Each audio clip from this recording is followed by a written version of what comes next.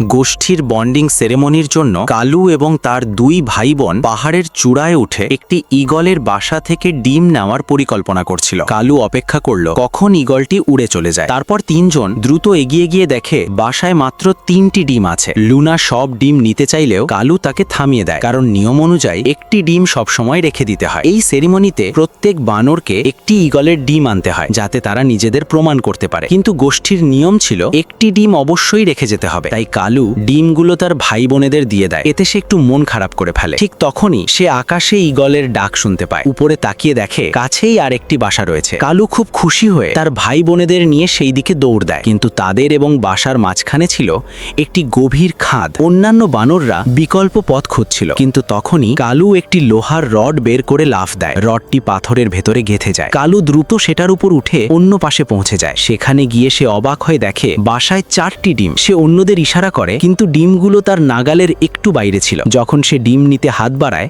ঠিক তখনই ঈগলটি ফিরে আসে এবং রেগে গিয়ে কালুর ওপর ঝাঁপিয়ে পড়ে। ধাক্কায় কালুর ভারসাম্য নষ্ট হয়ে যায় এবং সে নিচে পড়ে যেতে থাকে। সে একটি ভাঙা পাথরের ওপর পড়ে, যা সঙ্গে সঙ্গে 2 টুকরো হয়ে যায়। তারপর সে আরেকটি পাথরে লাফ দেয়, কিন্তু সেটি খুব ঢালু হওয়ায় সে পিছলে যায়। উপরে অন্য বানররা অসহায়ভাবে সব দেখছিল। কোনো রকমে কালু একটি দুলতে থাকা লোহার ফ্রেম ধরে ফেলে। তবুও সে নিজেকে পুরোপুরি সামলাতে পারেনি, কিন্তু শেষ পর্যন্ত একটি ঈগলের ডিম তুলে ধরে সবাইকে দেখাতে সক্ষম হয়।